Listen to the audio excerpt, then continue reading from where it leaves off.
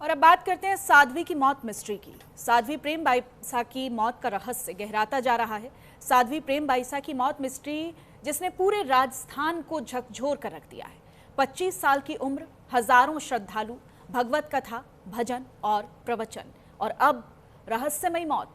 हम बात कर रहे हैं साध्वी प्रेम बाईसा की, एक नाम जो आस्था का प्रतीक था और अब बन चुका है सवालों की सबसे बड़ी फाइल। 28 जनवरी 2026 आश्रम के भीतर संदिग्ध हालात में इंजेक्शन दिया गया, बल्कि कई इंजेक्शन दिए जाने के दावे कंपाउंडर देवी सिंह की भूमिका पर सबसे बड़ा शक जाहिर किया जा रहा है। सेवादार, ड्राइवर, नर्सिंग स्टाफ सब पूछताछ के घेरे में है। लेकिन कहानी में सबसे बड़ा ट्विस्ट तब आया जब पिता वीरमनाथ से एसआईटी ने मोबाइल पासवर्ड मांगा और पिता ने इनकार कर दिया। क्यों? क्या मोबाइल में छिपा है मौत का राज? क्या दबाव, कोई साजिश, कोई डर, सोशल मीडिया पोस्ट, पुराने वायरल वीडियो, पारिवारिक रिश्तों की परतें, हर एंगल पर जांच की जा रही है कि ये हत्या है या आत्महत्या है, मेडिकल नेग्लिजेंस है, लापरवाही है, या फिर जहर दिया गया है, ओवरडोज दी गई है। एसआईटी जांच लगातार चल रही है। पैथोलॉजी और जो एफएसएल रिपोर्ट्स हैं उनका इंतजार हो रहा है। और इसी बीच राजस्थान विधानसभा में सियासी भूचाल भी आ गया है। विपक्ष की सीबीआई जांच की मांग है। हनुमान बेनीवाल जैसे नेताओं का साफ संदेश है, निष्पक्ष जांच से कोई समझौता नहीं है। ये सिर्फ एक साध्वी की मौत नहीं है, ये आस्था, सिस्टम और सच की परीक्षा है। सवाल बड़े हैं, जवाब बाकी।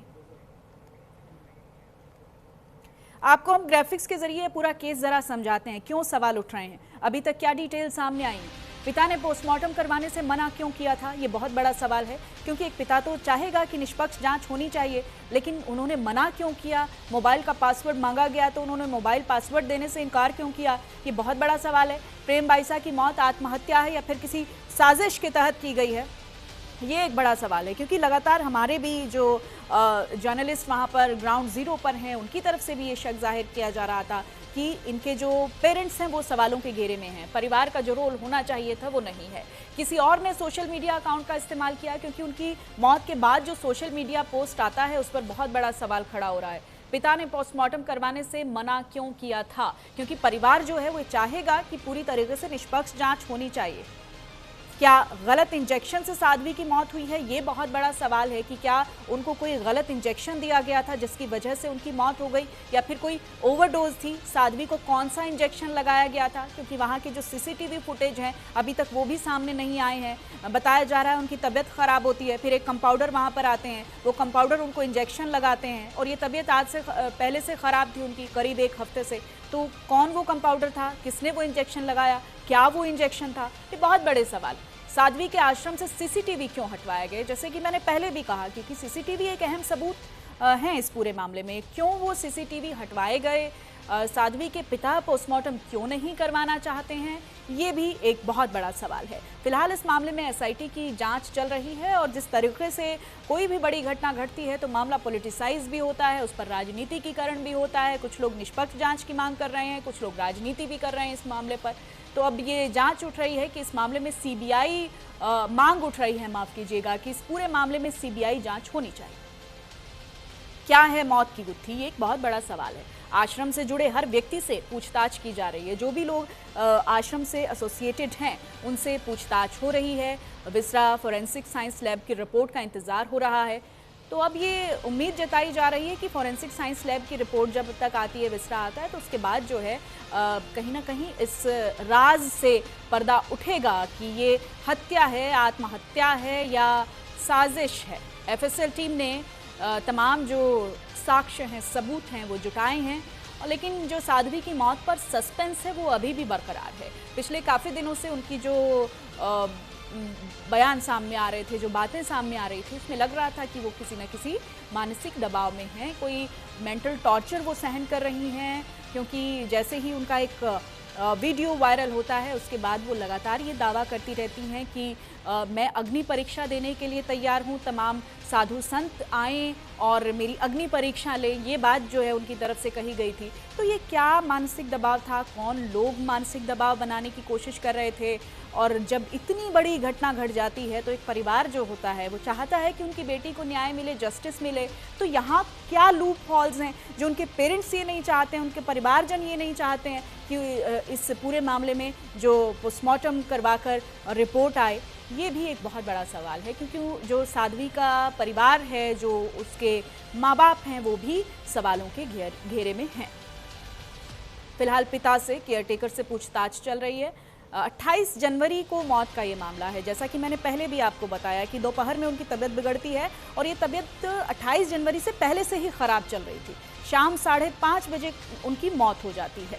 उससे पहले जो है एक कंपाउंडर को बुलाया जाता है, क्योंकि उनकी तबीयत ख़राब थी। तो परिवार का कहना है कि उनका जो है उनकी देखरेख के लिए वहाँ पर कोई कंपाउंडर आया। और ये बहुत बड़ा सवाल है कि एक मृत आदमी कैसे सोशल मीडिया पर पोस्ट कर सकता है। मौत के 4 घंटे बाद एक इंस्टाग्राम पोस्ट सामने आती है।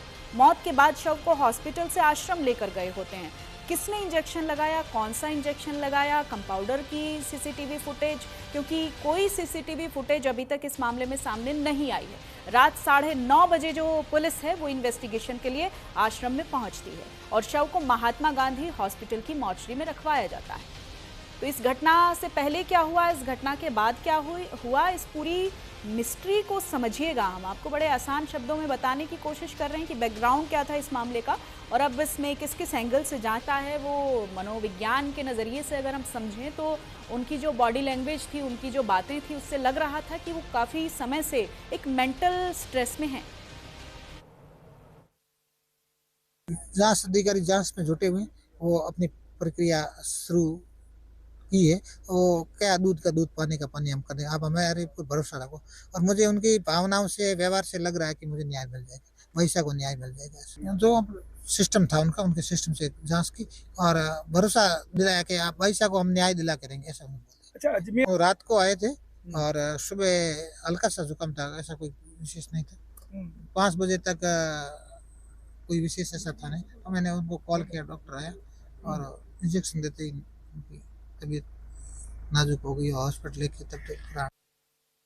जी, आज जो प्लेस ऑफ इंसिडेंट है, प्रेम बाईसा का जो आश्रम है, ये आरती नगर में, इसको पुनः एसआईटी के जो मेंबर्स हैं उनके द्वारा, एफएसएल टीम के द्वारा निरीक्षण किया गया और जो फिर पुनः जो चीज़ें ऐसी लगी जो रेलेवेंट हो सकती हैं, उनका कलेक्शन किया जा रहा है। जो इस घर में जिनका आना जाना रहता है, वही लोग यहाँ पर अभी हैं और उन्हीं से जानकारी ली जा रही थी कि उनके रूम में उनके मूवमेंट्स किस तरीके थे, कौन से वॉशरूम्स यूज़ करती थी, बेसिक चीज़ें जो एक आदमी घर में व्यक्ति रहता है उससे संबंधित चीज़ों के बारे में, उनका किचन, ये सारी चीज़ें देखी जा रही है।